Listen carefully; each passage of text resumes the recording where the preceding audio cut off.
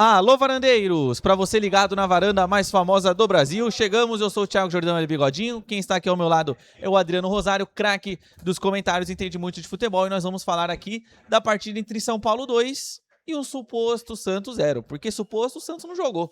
Essa que é a verdade, o São Paulo ganhou com tranquilidade, até tirou o pé no segundo tempo hoje, que a gente viu aqui, no meu ponto de vista, foi a pior exibição do Santos desde que o Vojvoda assumiu o Alvinegro Praiano. Nem aquele dia contra o Internacional foi tão ridículo o jogo quanto o jogo de hoje entre Santos e Internacional. Então vamos falar muito sobre o Alvinegro Praiano.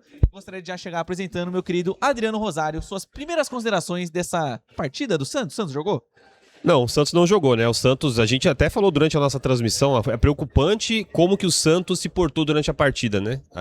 Antes da expulsão, a gente pode falar até um pouco antes de como que o Santos jogava, muito espaçado, São Paulo conseguia dominar o meio-campo, Danielzinho, Marcos Antônio e Bobadilha dominaram o meio-campo do Santos, e aí o Santos ficou sem ação, o Santos não conseguia jogar. São Paulo conseguia criar as principais ações ofensivas, principalmente pelo corredor do lado direito. O corredor Igor Vinícius foi impressionante, Thiago. Foi ali um Deus nos acuda. Sempre era 2, 3 contra 1 ali, muita dificuldade na marcação, muitos erros individuais. Depois teve a expulsão, né? Aí depois teve aquela expulsão infantil. Primeiro teve a falta, que gerou um amarelo. Pra mim, uma expulsão completa. Depois fez uma falta necessária, que o gerou o cartão amarelo, o segundo cartão amarelo. E aí o Santos ficou completamente exposto. O que salvou nesse Santos, pra gente já começar a contextualizar, foi o Rony. Acho que o Rony foi o único que tentou alguma coisa, foi o único que buscou alguma coisa, que duelou com alguns zagueiros do São Paulo. De resto, foi uma vergonha, o Santos perdeu. E você falou muito bem, pra mim, essa foi uma das piores derrotas que eu já vi do Santos, e a pior derrota dessa era a Vojvoda. Que, de fato, o Santos não entrou em campo. Me preocupa a postura desses jogadores que estavam em campo hoje. Me parecia até que os jogadores queriam derrubar o técnico, essa é a grande realidade. Me pareceu muito isso. O Santos não jogou. São Paulo dominou do começo ao fim do jogo. Chegou um momento, Thiago, que o São Paulo teve 80% de posse de bola. E teve um momento que a gente até falou durante a transmissão, o São Paulo trocou 362 passes contra 161 do Santos. Então, para você ver o tamanho da disparidade que foi o jogo de hoje, uma vergonha, uma lástima. E só resta o Santos esperar os próximos momentos. Ninguém sabe se o Vojvoda continua ou não, mas, de certa forma, o Santos foi muito mal no jogo de hoje. E assim, um outro ponto que dá pra tirar também de positivo, por incrível que pareça, é só o Brasão. De fato. Brasão, porque o lance do gol do São Paulo é muito emblemático. Acho que foi o primeiro. Isso, foi o primeiro gol. Cara, a bola, ele pega a primeira. Não tem um cara pra pegar o rebote. Pega a segunda. Pega a segunda e ninguém pega o rebote. E aí, no rebote dessa segunda, o terceiro, o Tapia chuta, a bola infelizmente desvia no Lira e vai pro gol. Mas assim, cadê o time do Santos? O que a gente viu hoje foi jogadores omissos. Eu falei na transmissão. Hoje o Santos os jogadores não foram homens. No básico da palavra. O Santos não competiu. O Santos foi omisso. O Santos ele aceitou a derrota. A partir dos 20 minutos do segundo tempo, o jogo virou um treino. A torcida do São Paulo parou de cantar. O estádio ficou um verdadeiro silêncio e tinha ali 21 jogadores, né? O Santos estava com a menos. Tinha ali 21 jogadores trocando passes. São Paulo tirou o pé nitidamente. Nitidamente. São Paulo tirou o pé, se São Paulo tivesse insistido um pouco mais, e se tivesse calibrado um pouco mais com o Tapia, que exigiu uma boa defesa do Brasão, São Paulo teria feito mais gols no segundo tempo, além dos 2 que ele já tinha feito. E fora os gols que perdeu no primeiro. Exatamente. Ambos com o Tapia ali, batendo cruzado. Então assim, o Santos completamente ridículo e omisso. E agora o que tem que mudar pra quarta-feira? Primeiro, acho que é a postura. É inadmissível um jogador jogar no Santos e o cara não competir. Perder faz parte do jogo. Perder um clássico fora de casa vai deixar o torcedor irritado, óbvio. Vai deixar o torcedor inconformado. Mas quando você olha friamente no planejamento de um campeonato, quando você vai ali projetar quantos pontos o Santos vai fazer, você não, em grande maioria das vezes, você não coloca uma vitória fora de casa no clássico. Você coloca ali talvez um empate. Então assim, perder um clássico é um absurdo. Você, como perde? Não no quesito da derrota. E hoje a derrota é um absurdo. Primeiro que os jogadores do Santos, em certo momento, principalmente o Gabriel Menino, ele foi irresponsável. Não é que, por exemplo... Merece ser multado. Multado. Porque uma atitude como aquela, né, de você chutar a bola no adversário no chão. E aí o que te força quando ele, por ser um volante, um marcador, o que te força depois um lance de perigo? Você vai ter que parar, você vai ter que fazer uma falta, você vai ter que parar uma jogada. E uma jogada como aquela, que no primeiro tempo, se tivesse feito somente a falta, deixasse o jogo seguir, talvez ele receberia só o amarelo, que ele mereceu um amarelo. E aí foi expulso. Exatamente. Então, assim, eu compartilho disso, eu falei na transmissão, pra mim o Gabriel Menino tem que ser multado, foi irresponsável. A derrota passa pela expulsão? Longe disso. Eu acho que a derrota aconteceria. O gol do São Paulo era só questão de tempo pra acontecer, porque de um lado tinha o São Paulo apertando, o São Paulo pressionando, e do outro lado tinha o Santos, como eu disse, omisso. E além do mais, eu acho que um ponto errado, já do Juan Pablo Vojvoda, eu acho que a forma como ele muda o time. Porque ele tira do time do Santos o Roleiser e o Miguelito. Eles estavam bem no jogo? Na minha opinião, não. Mas quem que vai criar? É o Barreal? Se você tá precisando de um time... E na verdade, né, o Thiago, o que ele fez, né? Ele colocou o Roleiser pela direita, Miguelito pela esquerda. E aí ele percebeu o São Paulo atacando muito pelo lado esquerdo, direito de defesa do Santos, ele inverteu os jogadores, mas ele não inverteu o Barreal. O Barreal, ele é um jogador que joga de lado, de beirada, ele foi revelado como lateral esquerdo. E aí, depois ele chega no Cruzeiro, principalmente, jogando como um ponta, quase como um ponto pro lado esquerdo no 4-2-3-1. E aí, quando ele coloca o Barreal pra ser um meia armador, o Santos não funciona. Faltou esse cara, esse elo de ligação, sem contar que o Gabriel Barbosa foi muito bem marcado e anulado, de certa forma, pelo Arboleda. Então, acho que nesse ponto, nessa formação, quando ele inverte o Miguelito pro lado de lá, e aí o Miguelito, infelizmente, teve que ser sacrificado. Porque ele teria que tirar alguém no meio-campo para poder, do time, para poder recuperar o seu meio-campo, foi o que aconteceu, né? Exatamente. E aproveitando que eu citei o Zé Rafael, puxa vida, hein, Zé? Assim, eu gostei demais da contratação do Zé Rafael. Eu acho o Zé Rafael um baita de um jogador. Sempre achei, gostava demais dele no Palmeiras, mas o que ele acertou hoje? Talvez o nome dele, ele deve ter acertado, né? Na apresentação, ó, eu sou o Zé lamentável, né? Porque é um jogador interessante, né? De certa forma, né? Eu gostei quando ele veio pro Santos até, mas fisicamente não entrega mais o que tem. E aí que a gente entra no ponto também do plantel do Santos. Hoje, fisicamente falando, cara, são raros que você fala assim, não, esse daqui vai me entregar os 90 minutos de intensidade. Né? Por bem ou mal, o Arão, ele consegue te entregar ali, quem sabe, 80.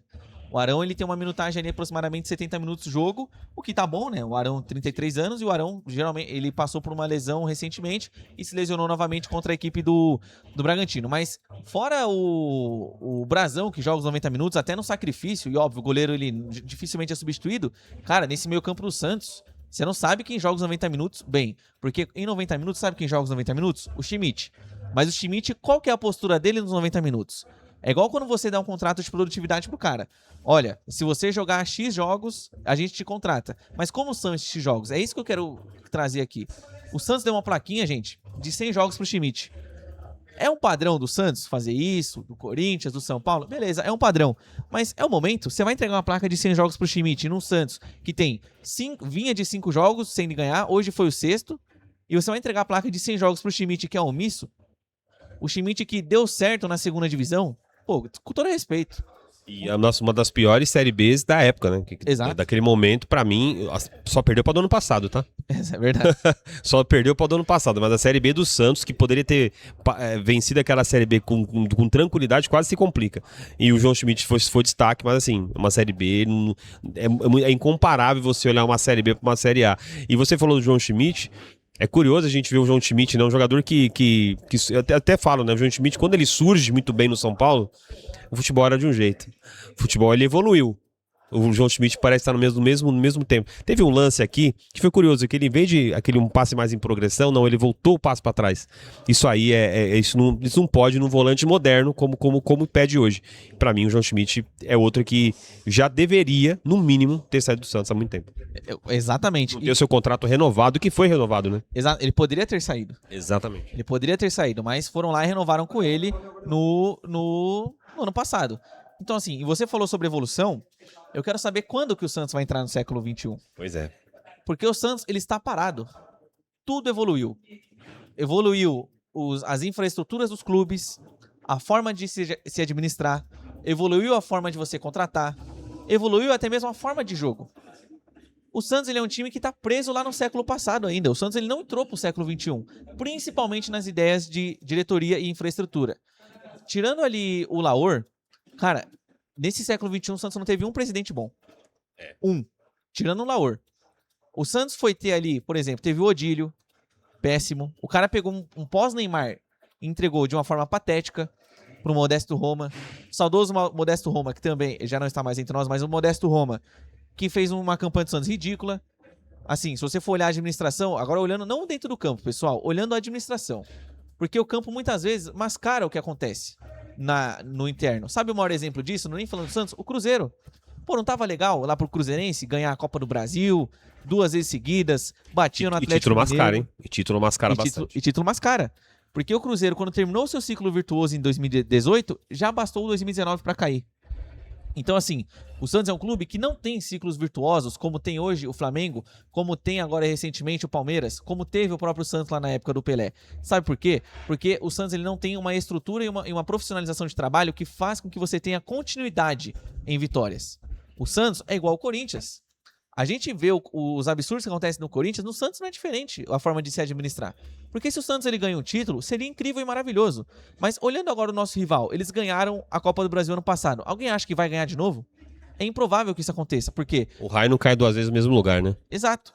O Santos ele não tem um ciclo virtuoso, o Corinthians não tem ciclo virtuoso, como eu citei anteriormente, Palmeiras e Flamengo. Eles têm porque eles são bem administrados. E é isso que falta no Santos. Falta pisar no século XXI e ter uma administração boa. E eu nem acho que a administração, mas no quesito do associativo, o Adriano, resolve. Sabe por quê? Digamos que venha o presidente Joãozinho nesse ano. Ele pode fazer uma gestão boa em 27, 28, 29. Só que quando ele for deixar o Santos talvez em 29, pode vir um novo Marcelo Teixeira e afundar o Santos em 30, 31, 32. Entende? Então, eu acho que o Santos ele precisa ter uma mudança de filosofia de clube. A mudança do estatuto tem que passar por certas mudanças com relação a responsabilidades do seu presidente. Porque aí talvez o cara, ele vai entrar ali para ser presidente e vai falar, olha, se eu vacilar aqui, talvez isso vai pesar no meu bolso. Porque eu vou ser punido de forma estatutária aqui. Porque o clube é uma instituição privada. Uma instituição privada pode multar um CPF. Ele não tá imune de multa. Enfim, então eu acho que falta isso pro Santos, o Adriano, entrar no século XXI. Já deu de amadorismo, já deu de Marcelo Teixeira, já deu de Alexandre Matos. Reitero, os dois são os principais culpados. A gente fica chateado com o Vojvoda.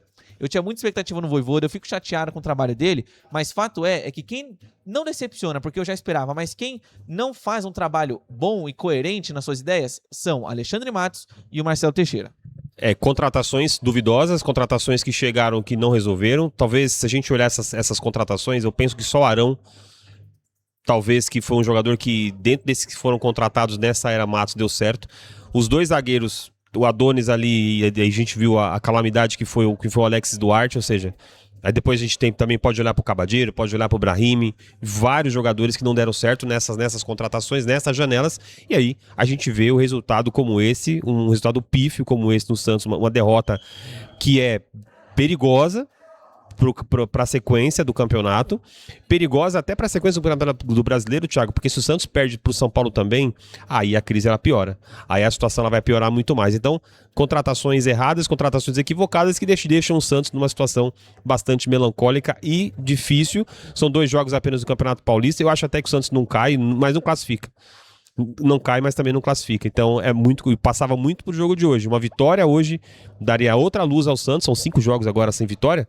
São 6. São o 6º jogo agora sem vitória. Então acaba complicando um pouco mais. Eu lamento pelo que eu vi hoje aqui. O Santos sem vontade, nem aquele 6-0 do Vasco, que nós estávamos aqui. Foi tão vexatório como esse. Pelo menos aquele 6-0 o Santos tentou alguma coisa. Bola na trave. Exatamente, nesse não.